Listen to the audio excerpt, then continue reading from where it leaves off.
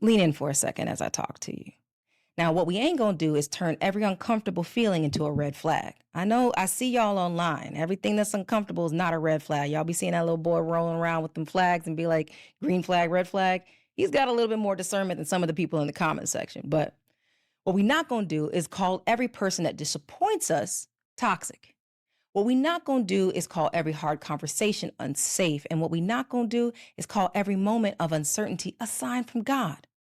And let me tell you what we definitely not going to do is let TikTok diagnose everybody in our social circles as one way or another. Because baby, the internet will have you thinking your mailman is a narcissist just because he brought your package at 8:03 instead of 8 p.m. Nothing wrong with a little bit of protect your peace. I love a little match my energy. I love a little the math ain't mathin'. That's good. But that's just the starting point. Because sometimes the math really is standing there with no calculator just lying to your face. But the internet has a way of flattening wisdom into catchphrases. Now everything got to be a red flag. Everything is toxic. Everything's a boundary. Everything is gaslighting. Every disagreement is emotional labor. Every awkward silence is a trauma response. And every cute person is either your soulmate or a villain origin story. That's not discernment. That's overstimulation with Wi Fi. Discernment gives us confidence and endurance through the nuance of life, right? Discernment says, let me slow down before I name this, because naming is important. Let me check the pattern. Let me regulate before I react. Discernment says, let me ask more questions. Do I have enough information? Let me see if their actions match their language. Let me not build a boundary around static and call it wisdom, searching for a signal, searching for the wrong signal. Because some of y'all are not protecting your peace, you're protecting your fear. And I say that with love, but I also say that with my whole chest because it's true. So how do we actually practice this? How do we move from I felt a vibe to I discern what that vibe meant? I want to give you this framework. So we're going to call this the Big Mama Vibe Check. 4 simple but powerful questions. Question number 1.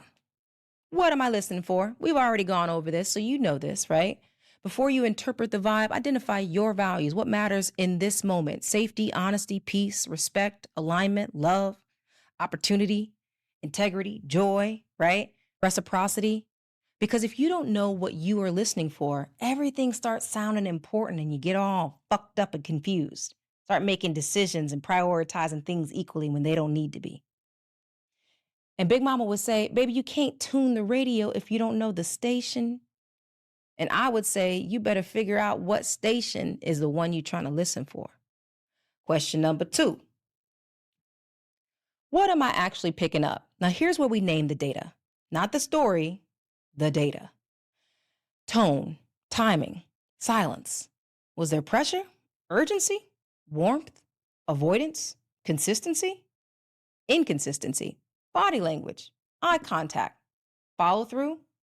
How do they treat people who cannot do anything for themselves? Fact. How do they respond to you when you said yes or no? Fact. How do you feel after being around them? That's also a fact, even though it's very personalized. How does your body feel when the conversation ends? Ask yourself, does that shit match up? But don't jump straight into they are bad. Just name what you notice and notice what you named. Big Mama did not need to call everybody evil. Sometimes she would just say, I'm watching that. I'm watching you.